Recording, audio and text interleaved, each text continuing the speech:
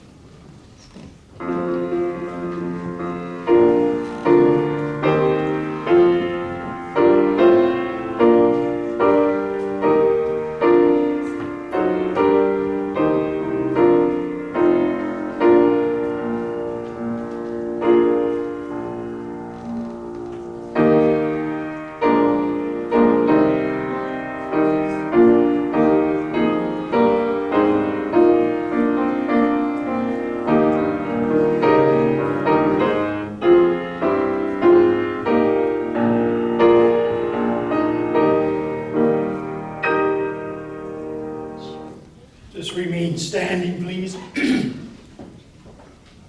for land recognition and then the singing of O Canada. Our entertainment tonight, Canarina Grace, will be singing O Canada for us. Today we recognize that we are on treaty land. We acknowledge that we are on lands covered by Treaties 4 and 6, the traditional lands of the Cree, Dakota, Dene, Lakota, Nakota, and Saulteaux, and the homeland of the Métis. We pay our respect to the First Nations and Métis, ancestors of this place, and reaffirm our relationship with one another. Since we are people who have entered into the benefits of these treaties and this land, we are dedicated to truth and reconciliation. As we gather here together, we also want to acknowledge that, as found in Psalm 24, the earth is the Lord's and everything in it, as is the world and all who live in it. Remain standing for O Canada. O Canada, our home and native land, true patriot love in all of us command. With glowing hearts we see thee rise, the true north, strong and free. From far and wide, O Canada, we stand on guard for thee. God keep our land glorious and free. O Canada, we stand on guard for thee.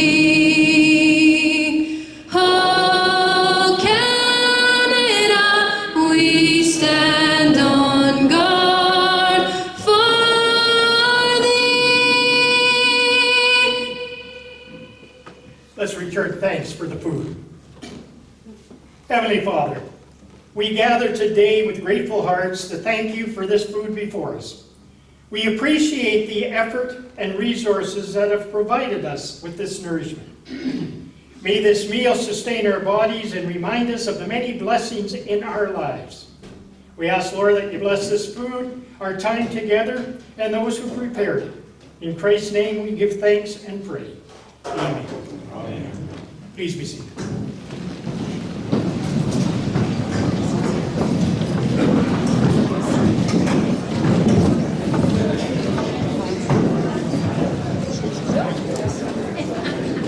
Now I do know that the head table will be served, and then I assume that somebody will be around shortly to let you know when it's your turn to go to the puppet hole.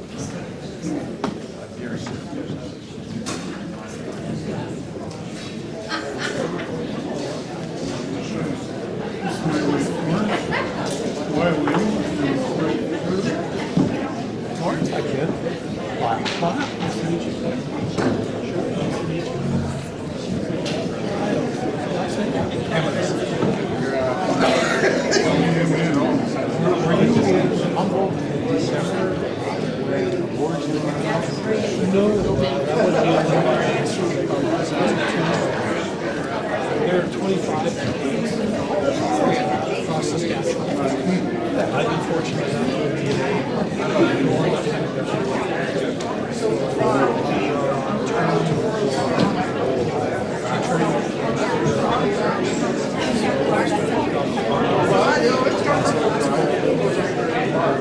So is that better for that?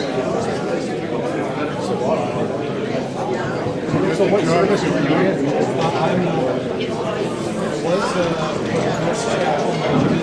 Way back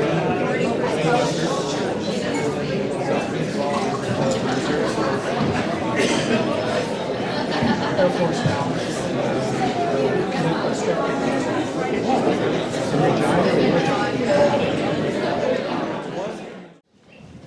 Welcome to each and every one of you for being here. I don't know about you, but I think that was a pretty good meal that we just had.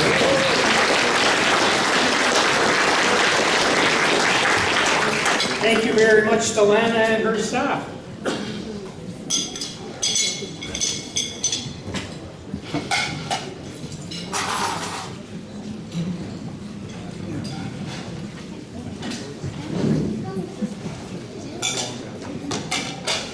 His Honor, the Honorable Russ Marasti, Lieutenant Governor of Saskatchewan, was born and raised in La Ronge, Saskatchewan, and is a member of the Lac La Ronge Indian Band.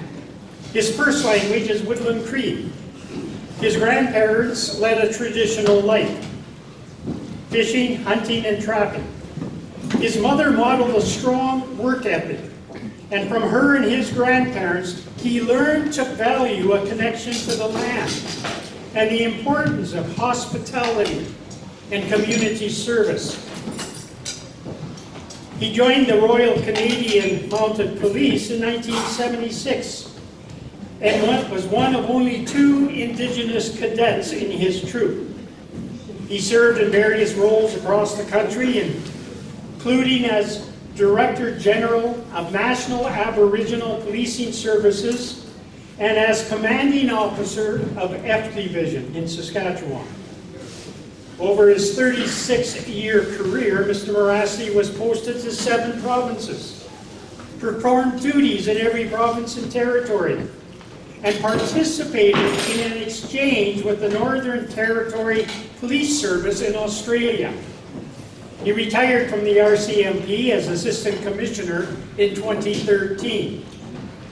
Following his retirement, he continued to devote himself to the residents of Saskatchewan by helping lead the Student First Engagement process. The valuable perspectives shared during the process informed the development of a province-wide education strategy. He served as a member of the League of Educational Administrators, Directors, and Superintendents, and as a board member of the Community Safety Knowledge Alliance.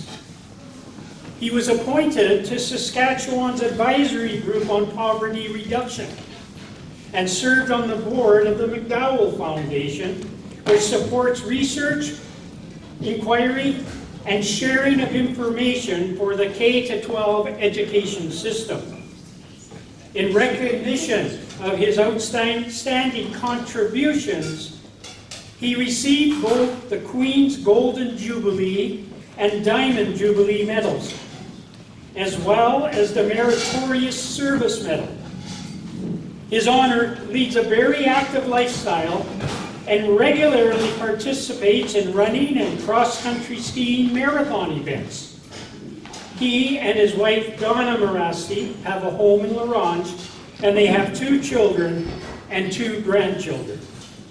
At this time, it is my pleasure to invite Lieutenant Governor Russ Marasti to offer remarks.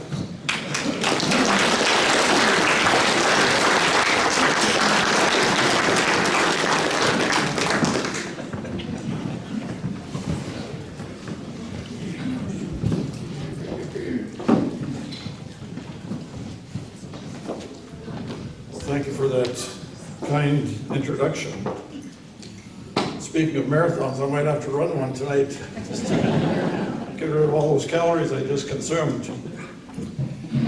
Anyway, thank you, Pastor Gregory, for the introduction.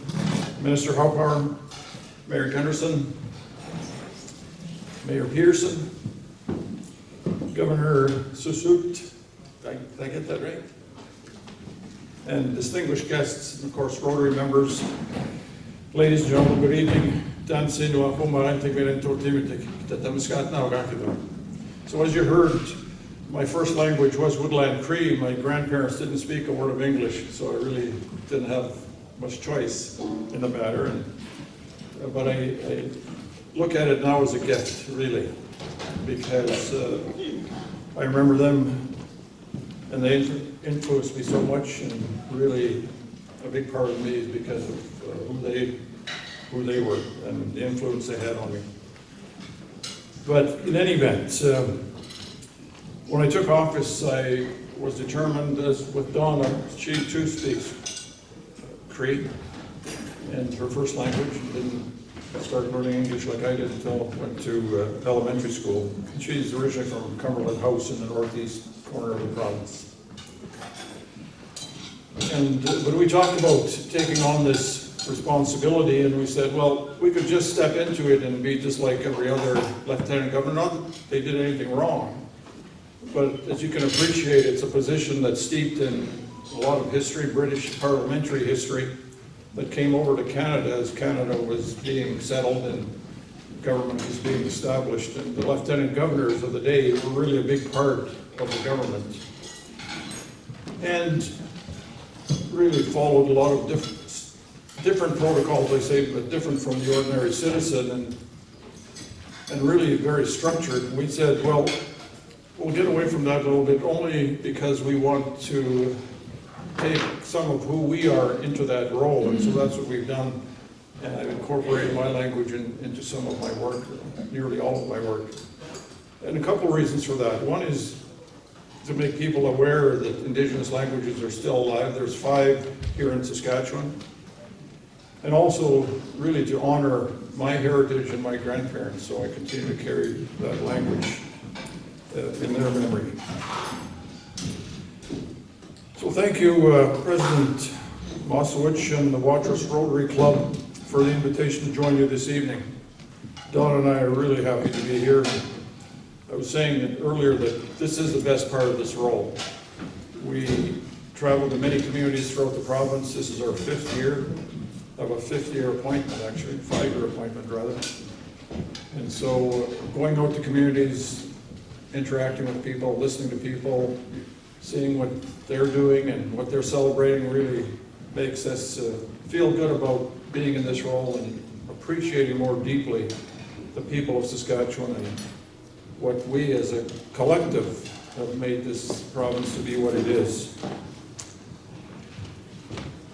I've had a little bit of experience with Rotary clubs, not a lot. I'm the honorary patron of the Prince Albert Club, and I've been to their meetings a couple of times and supported them with a couple of their initiatives, and really that's all honorary patron means. It's not necessarily for me to do a great deal with an organization, but just to support what they're doing. And any organization that I choose to be patron of has to be involved in the community. It has to be supporting the community somewhere, in some way, be community builders, and I saw Rotary as being that, and certainly they are today, as you know yourselves.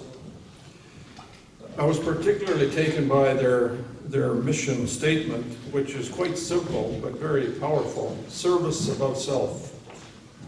And that certainly has resonated with me throughout my career, even before I heard that particular mission statement.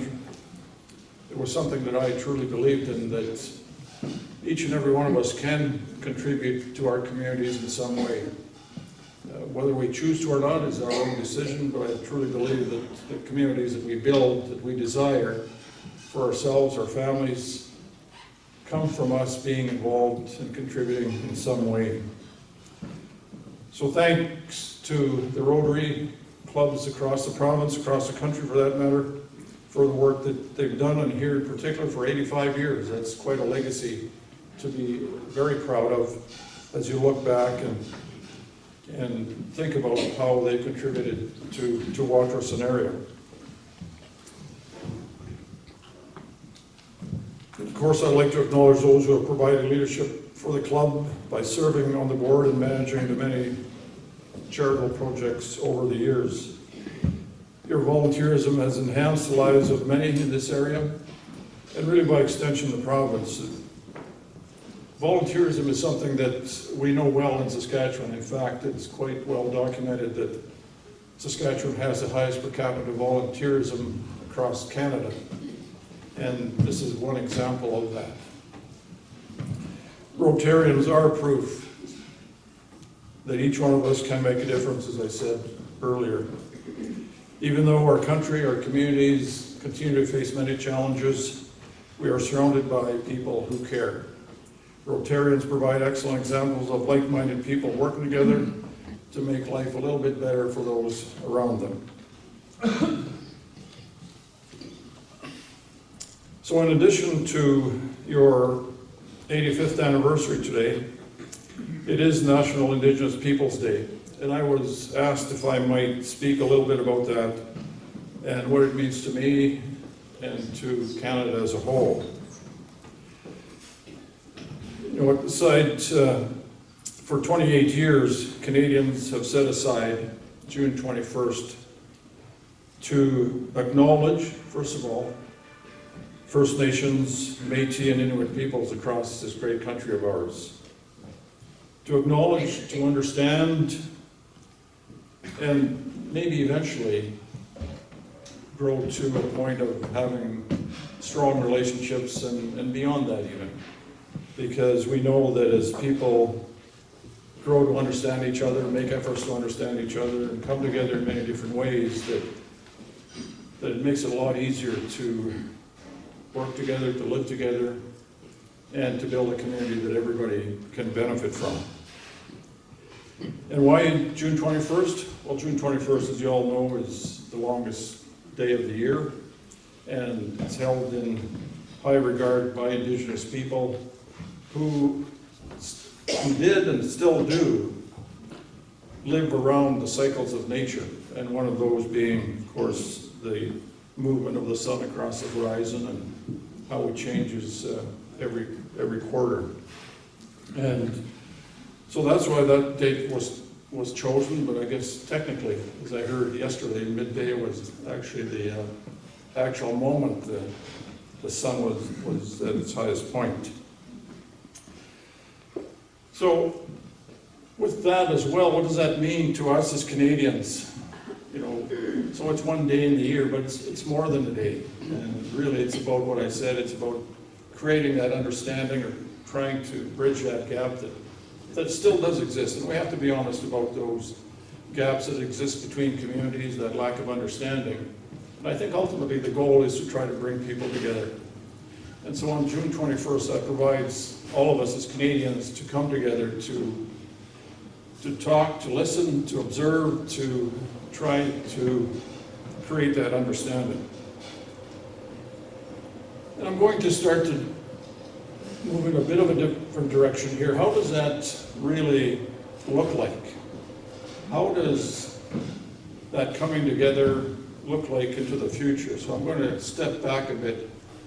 And I've done this with some discomfort initially of sharing my story. You heard my bio, and the question that I've been asked quite often, actually, or we, Don and I, how is it that two people from small northern communities end up being in this role? And for me, end up being the head of the RCMP for the province of Saskatchewan. And then I stand before you here today as the Lieutenant Governor of Saskatchewan, the Crown's representative, the Queen's representative when I first started, and now the King. And how does that relate to what I just described in terms of understanding about looking to the future and creating those possibilities that could exist if people came together and understood each other and supported each other?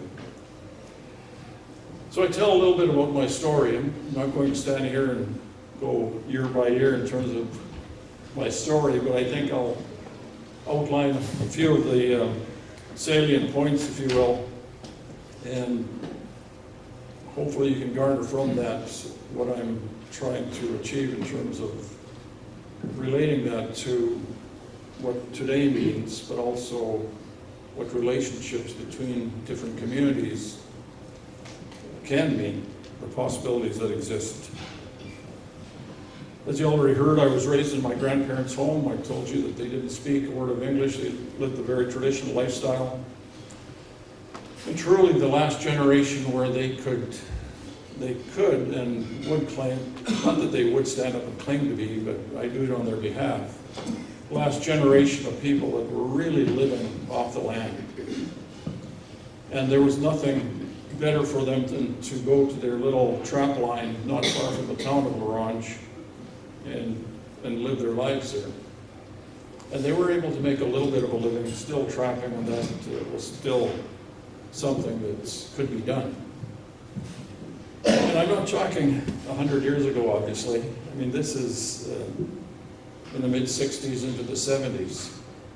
So when you think of it in the context of history overall, that's not really a very long time ago. And they lived that life, and I learned a lot from that. Their appreciation of the earth and what comes with that, their responsibility for looking after everything that surrounds us, welcoming people, being respectful of not only people, but again, earth, surroundings, and nature. And certainly had a tremendous influence on who I was and who I am today in terms of being respectful and being welcoming to people wherever we worked. And again, as you heard, Don and I lived in 7 different provinces. We started in Saskatchewan and eventually worked our way across and came back into the province to finish off with my career with the RCMP. But long before that, I started school in L'Orange. We didn't have schools on reserve as they do now. In fact, most First Nations now, or reserves, the term is still used, have their own schools. We didn't, so we had to go to school in the town of L'Orange. So I started there, went for a couple of years. And then, for some reason, still really don't know why, although a number of things were said, I was sent to residential school in Prince Albert.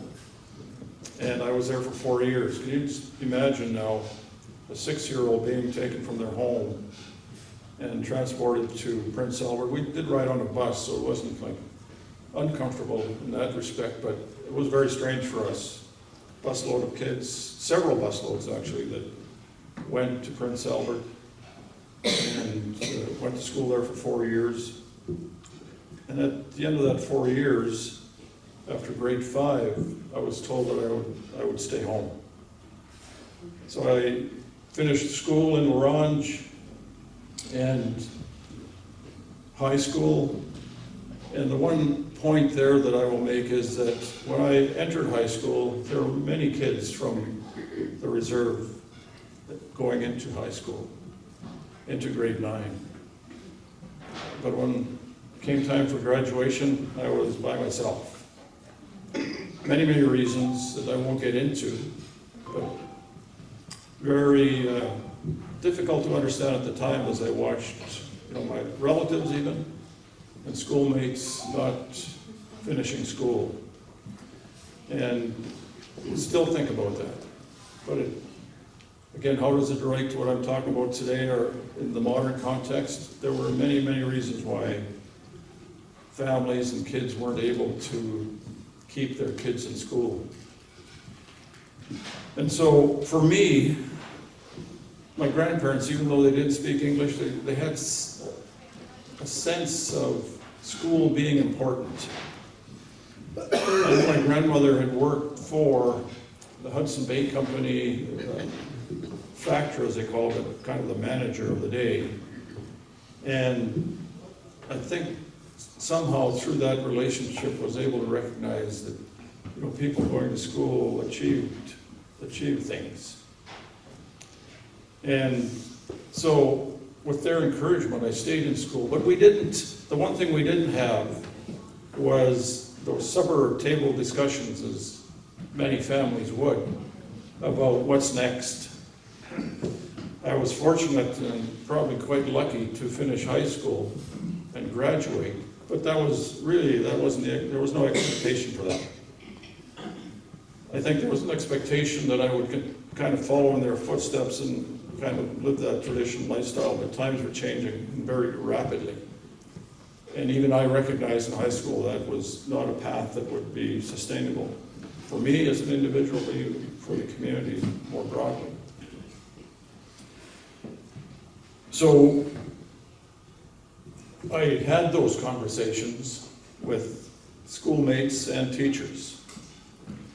And so when you talk about, those relationships or having those conversations or thinking about the future, that came more from my classmates and teachers. And one in particular who encouraged me to consider university, which was way beyond my kind of thinking. It just didn't exist for me. And I initially just brushed it off saying, well, that's impossible. That's not something that I could do. And I was fortunate because I did well academically, and that was no barrier, so to speak, for me to go on to that level of education if I wanted it. So I thought about it, and in grade 12, this teacher again had not just one, but several conversations. And this is how people that see something in you, and they're persistent, looking for the right word, and saying, Russ, you should consider this. And eventually I did. So I went to the University of Saskatchewan in Saskatoon, but midway through the year I thought, I don't know if this is for me. I think I need to take a break from school, go out and find a job, and then reconsider. And that job turned out to be the RCMP. And so, as you heard, 36 years and a very successful career, if I may say so, and achieving the rank of Assistant Commissioner, as you heard, head of the RCMP in Saskatchewan. And Donna and I often, as we traveled across the country with our two kids, sometimes by ourselves, would talk about that. How did we get here? And we talk about those people that supported us along the way, who encouraged us. Donna took the path of healthcare and became what's now known as a licensed practical nurse. And so that's a career that she tried to pursue. And I say that intentionally because as I moved around quite easily as an RCMP officer, she, as a nurse, didn't have that same ease of transferring between provinces. And in fact, was a real barrier. As many would know, that transferring your professional status, if you will, from province to province isn't as easy as you'd think it would be, especially in a country like Canada. In any event, she was patient, and I should say more than patient. She actually pushed me along at times. If I hesitated to think about a particular position, she'd just say, well, no, let's do that. And so, she's been by my side for 46 years or so. And again, talking about people who support you, right? I mean, that's the primary, most important support, I think, for most people comes from home, or their home. So in the RCMP, I certainly, especially as a young constable, faced racism. Often not directly, and I need to make that clear. And I don't know, maybe because it was a uniform or because of the work I was doing, but more kind of side conversations that I would hear, sometimes in the office, but more often outside the office. Those stereotypical kind of comments or statements that are made about Indigenous people in the past, and sometimes even to this day. And so that was a barrier, but also a motivator for me, because I heard those similar comments as I went through school. And at some point, I thought to myself, you know, I need to prove these people wrong. That not all Indigenous people, not all people, period, live a life that's described in such a negative way. And that was a bit of a motivator for me. I didn't stand on the soapbox and yell that out that I was going to prove you wrong, but just applied myself, worked very hard, again, with support and encouragement by peers, by supervisors, by senior officers in the RCMP, and obviously it worked out for me. There were certainly advantages being Indigenous as well, because of my speaking Cree. I was posted to 3 detachments in Saskatchewan where I was able to make use of the language, and it certainly helped the detachment and the members that were working there, and connected me to the community. So again, we talk about relationships, coming together with people, because the history of the RCMP and Indigenous people at times was not positive, but I would have to say overall, even from the March West days, that relationship was very good. You know, supporting each other. In fact, to the extreme, in the early days of the March West, it's documented that some RCMP members said they would not have survived without the assistance of the Indigenous people of the area. And so those types of stories and that history certainly helped me to continue and try to do the best I could.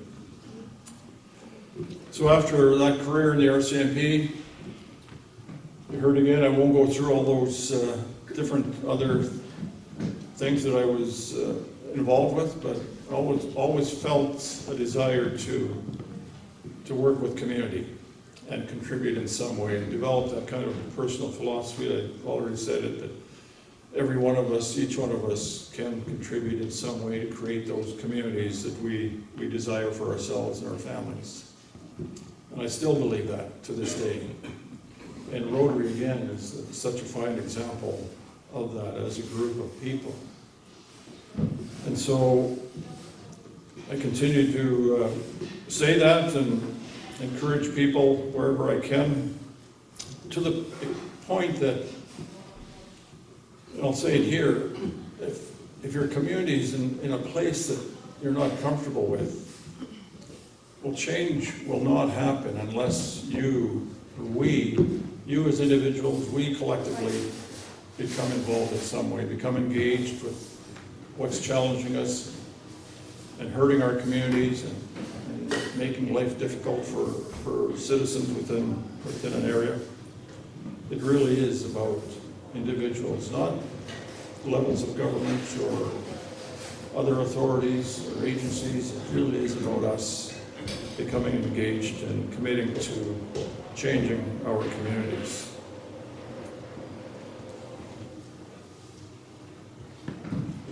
So as I thought about that transition, Donna and I talked about what's next when we left the RCMP.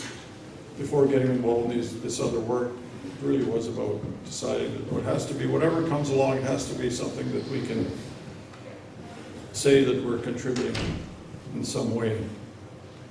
Well, we're going through that kind of thought process. Out of the blue comes a phone call from Ottawa, from what's called the Privy Council office, which is the office that supports the Prime Minister's office. And totally out of the blue, because people do ask us, well, how did you leave children, school kid? We visit a lot of schools, and they're not afraid to ask any question, right? Well, how did you apply to become the lieutenant governor? Because to your point, it's, they say, well, you apply for it, or how did you apply? When did you apply? Well, you don't apply for it. And there's really no way to tell the system, if you will, that you want to become lieutenant governor I suppose there are people in the midst or in our communities that say, gee, you know, that's something I would like to do. It was just, a phone call came out of the blue.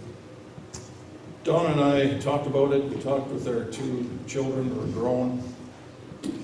And of course, they're all saying, yes, yes, you should do this, you should do this. And I had to sit back for a bit. And I'll tell you why very quickly. You know, as an Indigenous person, as a representative of the Crown, or potentially a representative, the representative of the Crown for the province of Saskatchewan, I tend to look at things a little deeper, probably maybe a little more deeper than I should. But essentially I said to myself, asked the question, and then to my family, I said, given the history of the Government of Canada with Indigenous people, do I want to be in a position of continuing to be an instrument of colonization, as I say? Because that's the lieutenant governors in the early days. They were the government in the West. And they facilitated and worked for the Government of Canada to implement all the policies that were developed in Ottawa. And including the Indian Act, residential schools, and all that came with that. And I thought, I don't know, you know, I'd be carrying that with me if I go into that role. And of course, you know, we had that kind of little family debate, and Donna reminded me, said, you know what, Russ, you've been in those difficult positions before in your career in the RCMP. And you know, how is it that we can change how people think about Indigenous people or develop stronger relationships with others if we don't step into those difficult spaces? And I thought, yeah, that's true. It goes back to this point I made a couple times already about each of us contributing in our own way, whatever the situation might be. And so with that in mind and feeling that, you know, we're on the right path, obviously said yes, or I wouldn't be standing here in front of you today. And it's been absolutely wonderful. The response and the support throughout the province has been beyond belief. And as I said, coming to communities like Watrous is really the best part of this role. And we get to meet people that we've never met before, hear from them, hear what's driving them, what's motivating them, what's happening in their communities, what the challenges are, and what they're doing to overcome those challenges. And it's quite amazing, actually. Tremendous experience. It really builds on our RCMP experience because we also saw that as we moved around the country. We saw how important it was to get to know the people in each of those regions that we were posted at, right from Newfoundland to northern British Columbia and northern Manitoba. All different environments, all different economic kinds of activities that supported people in those regions. But ultimately it was about the people, getting to know the people, getting to understand the people that lived and worked in those areas and the challenges they faced and how hard they worked to support their families and their communities. So it's been wonderful, wonderful career, wonderful work as far as Lieutenant Governor.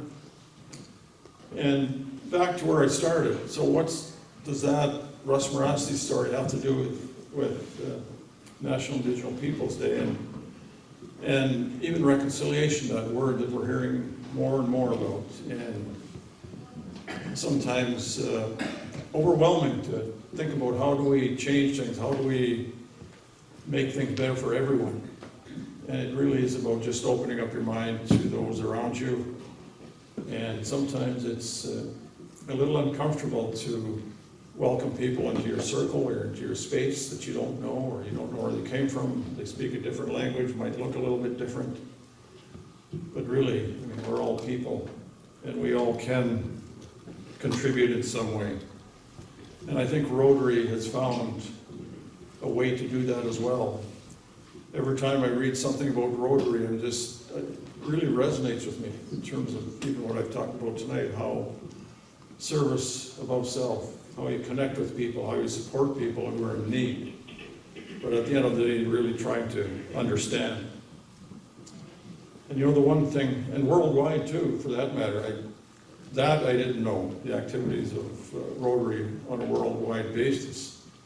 And in particular, the work that was done with polio, in fact, contributing, almost solely responsible for the eradication of polio around the world. I mean, I didn't know that. I knew it was gone, but I didn't know that Rotary had been involved to the extent that they were. Just a tremendous organization that I'm happy to support here tonight and happy to be with you here in Watrous. And looking forward to Katerina, she entertains us here soon. So I'm going to close off here. And I'll close by using my own language, again, to pay tribute to my grandparents and their language, their culture, my culture as well, Donna's culture and language. And it's customary for lieutenant governors to bring greetings on behalf, previously when we started, Her Majesty, but now His Majesty, King Charles III, King of Canada. And I do that knowing that he too believes in service before self. I mean, obviously, right, the royal family, particularly the Queen, and 70 years on the throne. I mean, well, there is nobody that could do more than that in terms of serving her country, the Commonwealth, and the King follows in those shoes. So in Cree, Nimidwidihtin, tapita matwa, tamiskato, and Gitsoguma, it's Charles Nisto, Gitsogumami now, Utagitaskino, Canada.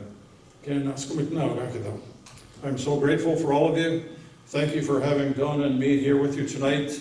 And we look forward to the rest of the evening and hope you enjoyed as well. Thank you very much.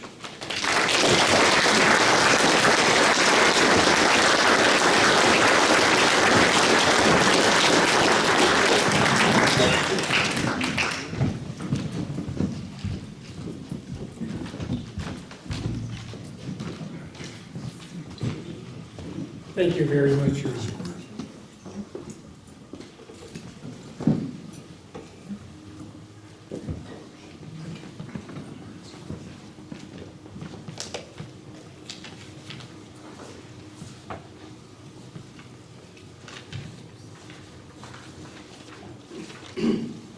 I now invite Donna Harpower to come forward.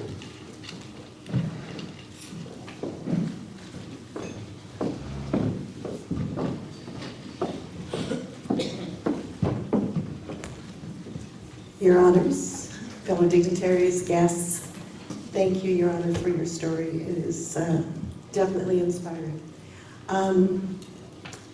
Thank you to the organizers for having me here tonight. It's truly a delight, as I have been in this career for a few years and I've aged, I have to say. There's fewer and fewer events I can go to that's older than me. And so at 85 years, I am delighted to be here. It's definitely older than me. I knew nothing about Rotary clubs, absolutely nothing. And I was first exposed to Rotary Club and what it did is with the Rotary Club in Saskatoon.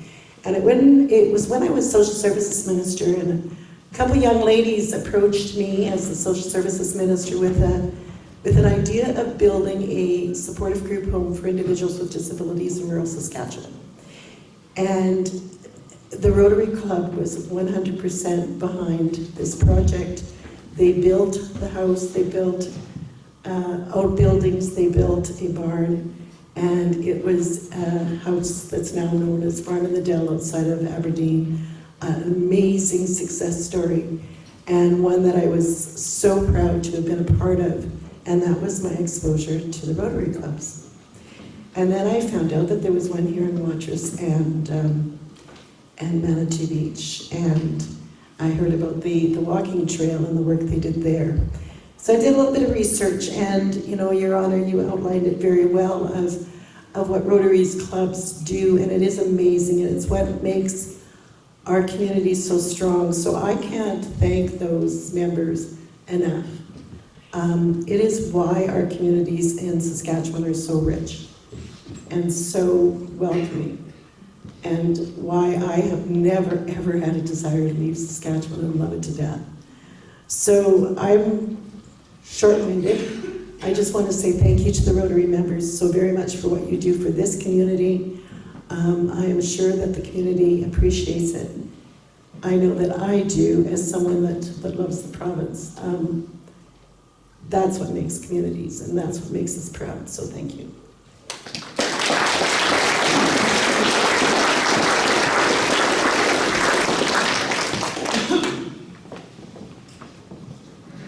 And now, a few words from the Mayor of Watrous, John Gunderson.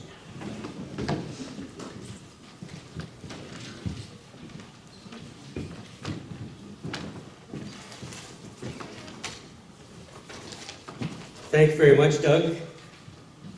First of all, to the Honorable Donna Harpower, congratulations on your upcoming retirement.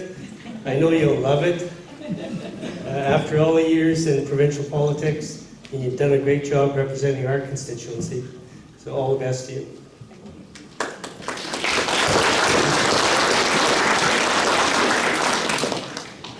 So thank you for the opportunity to share a few words with you on this special occasion.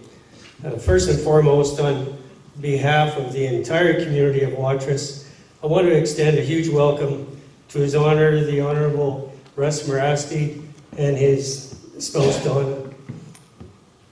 If this is your first visit, and I don't know if it is, we hope you are enjoying your stay, and we want to see you back here on many occasions, because you'd be most welcome. So, thank you very much.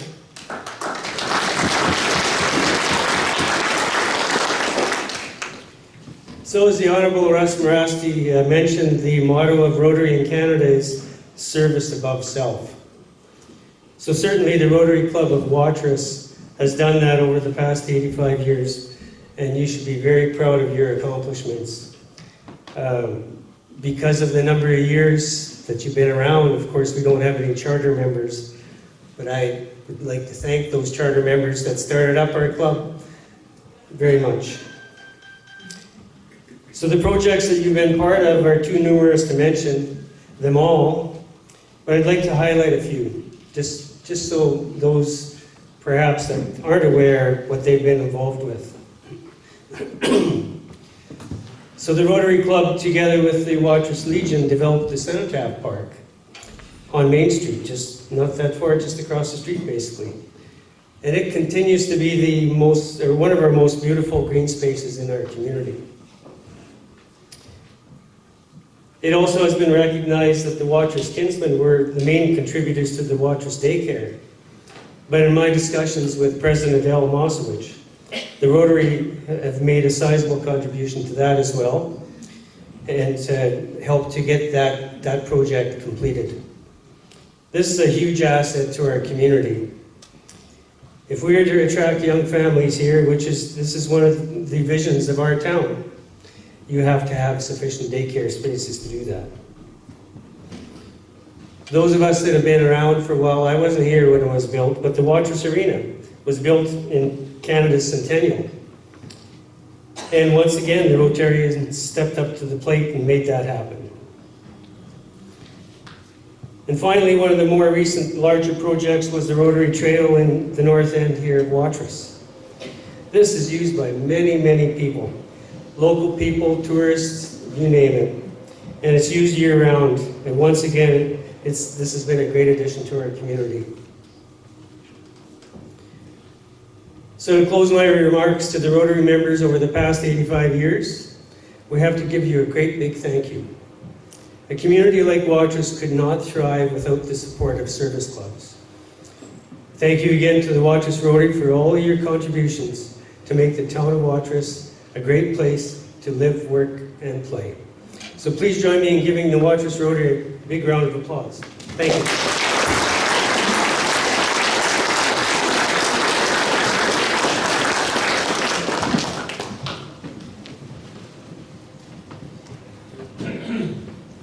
And Donna Harpower. I'm sure Mayor Gunderson would agree with me that in your retirement, if you find yourself getting really bored, Come on down to Watrous. I'm sure we can find lots for you to get involved in. And now I'll ask the Mayor of Manitou Beach, Poppy Peterson, excuse me. I drew a blank on that. And I got her name right here. But I asked Poppy to please come forward.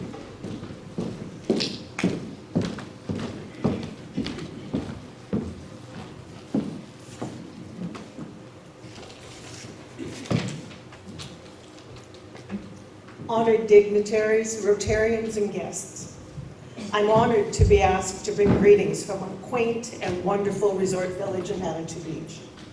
Welcome to our area, and I hope you enjoy your stay. I lived all my adult life in Watrous until we retired to Manitou Beach, and I've always known Watrous Rotary as the quiet organization that gets things done.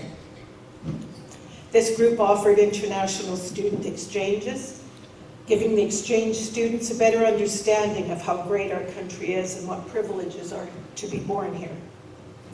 The group helps other service groups host their events. The Watrous Rotary is often the first organization at the table to offer the helping hand to newcomers to our community, provincial and our country. Most recently, this group partnered with Melron Construction in our two communities to create the Memory Trail that physically brings our two communities together.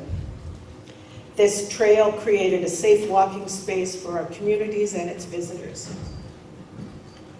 I have been given the privilege of addressing the Rotary Club annually at what Mr. Mosowich calls the State of the Union Address. These local Rotary members have always been welcoming and inviting. I enjoy being in their company, given a chance to answer their questions and concerns correctly. Tonight, on behalf of the Resort Village of Manitou Beach, our council and our residents, I would like to congratulate the Watrous Rotary on the success of 85 years. Happy birthday, and all the best from the beach.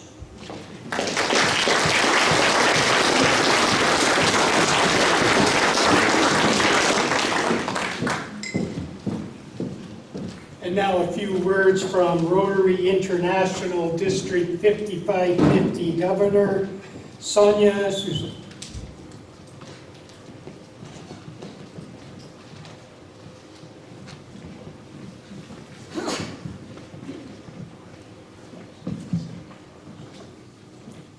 Well, this is indeed a wonderful evening. I'm looking at the number of people here, and Al, as president, I'm sure you're very pleased that everyone has come here to wish you well on your 85th anniversary. You know, the Rotary Club in Watrous was only the 6th club in Saskatchewan when it was formed in 1939. I was looking at the list of clubs, and the very first club in Canada was in Winnipeg, the Winnipeg Downtown Club, they call it now, in 1912. Rotary was, for those of you who are not in that part of Rotary only began its inception in 1905. Mainly because there was a young lawyer who had moved to Chicago who was very lonely, didn't know anybody there. Somebody else was saying, well, he probably didn't have any friends because he was a lawyer. Well, he didn't have any friends because he was new to the city and so on. And he had a couple of business colleagues that, well, not exactly colleagues, but in various businesses that he had met. And he invited them to come for an evening of fellowship and some networking. And it grew a little bit from there. And what they did is they then started to go to different places of business and their boardrooms and so on where they met, and they rotated their meetings. And they became Rotarians. That's where that came from. So those of us in Rotary, we don't know that story. But for those of you who are not in Rotary and would like to join, please see Al or any of the members here. And as you heard about the good work that the club here does, it wasn't long before that initial group of people in Chicago began to talk about something that they might do for the community. And they put some money together and they built a public washroom in City Hall. That was the first Rotary project. Now, when Winnipeg joined Rotary in 1912, Rotary became international. And the first president of International was a fellow called Arch Klump. And there is now an Arch Klump Society of major donors to what we call the foundation, which is a large fund that is used for good work in communities around the world. And he decided to begin this foundation, and it was started with $27.50 US. In, I believe it was 1917. 1917? I believe it was 1917. $27.50. In the last 100 years, Rotary has put in over $3 billion to projects in communities around the world. That's how that foundation has grown. And it grows through donations.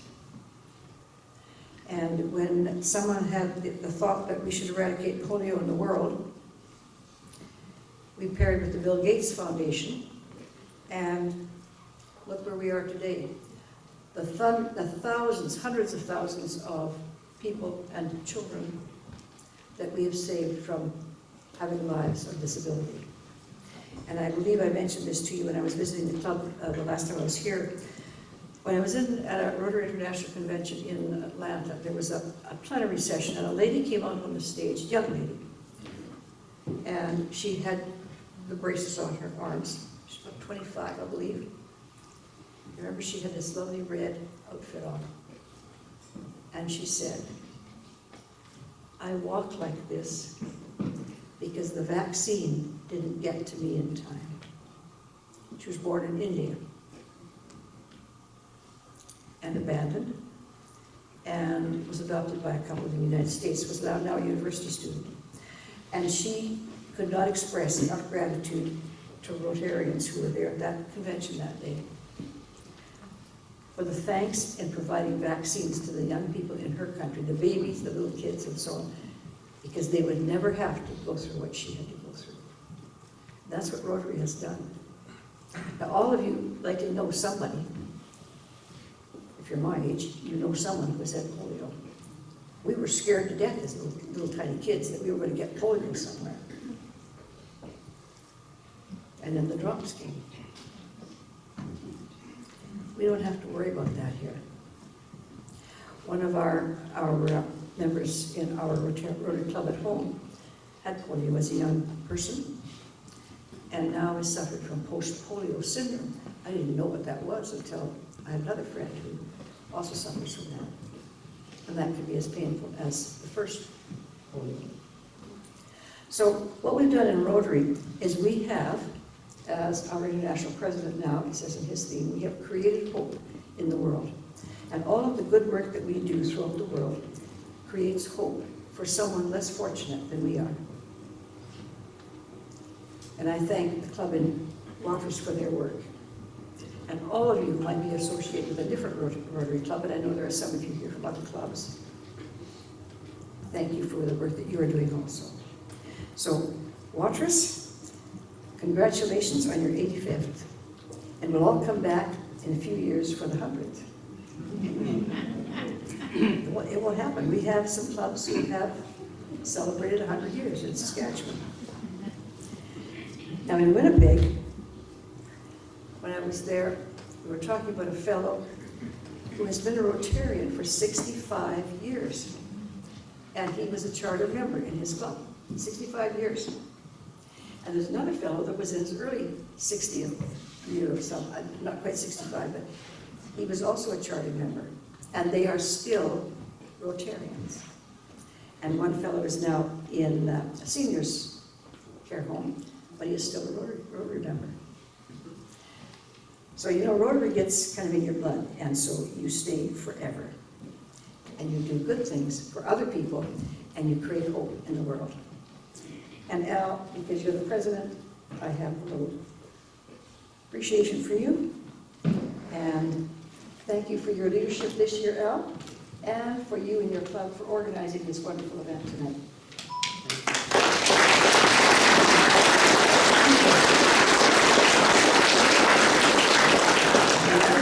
Short because I'm between you and our wonderful vocalist and the hockey game. This is the third time that's happened. I'm between the Rotarians and a hockey game. And so this is a really important one. The last one I was at, the good guys won. So, thank you.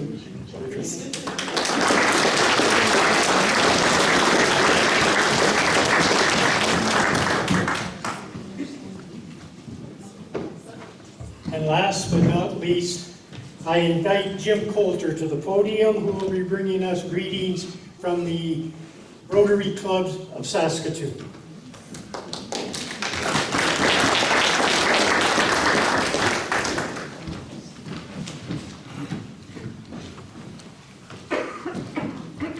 There it is.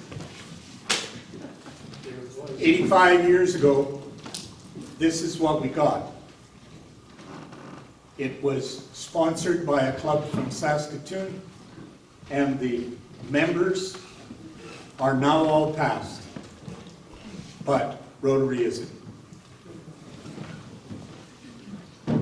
What does it take for a group to reach its 85th anniversary? Well, I think it can be explained by this. First of all, a group of people who focus on Rotary's theme, service above self. Secondly, good fellowship, being together and enjoying being together.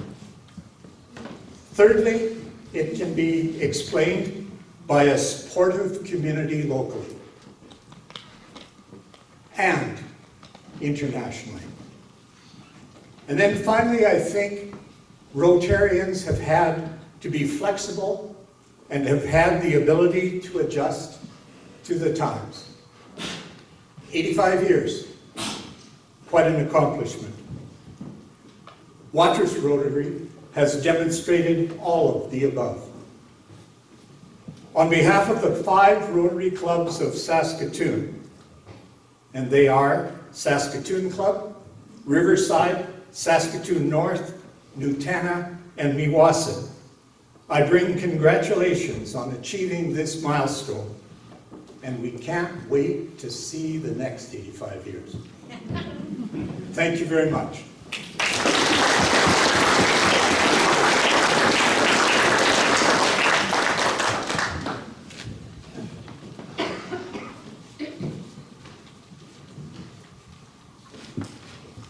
And now, the moment we've been waiting for.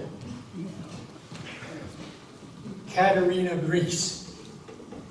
She is a 16-year-old singer-songwriter from Saskatoon with Ukrainian roots. In fact, if my information is correct, she just turned 16 on Wednesday. Happy birthday. With her are her father Alex, mother Oha, and her 13-year-old brother Marco. Katerina's musical journey began early on, at the age of 4, when she first discovered her love of singing and playing the piano. By the time she turned 11, she also picked up guitar. She has wowed crowds at various events, such as the Saskatchewan Music Awards, Taste of Saskatchewan, Telemiracle, Canada Day and Folk Fest in Saskatoon. She's also performed solo concerts, including one at Danceland a few months ago, and made appearances on multiple radio shows. Katerina made her mark with her release of her debut single, Stand With Ukraine.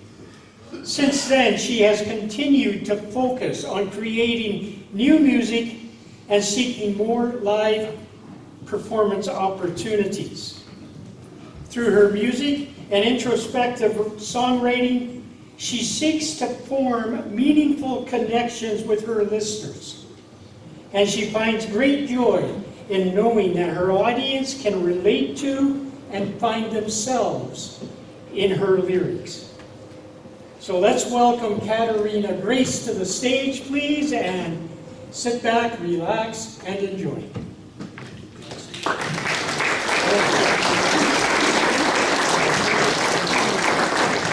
But before she starts her performance, I ask you all to rise somebody changed my schedule on me, and we will sing God Save the King.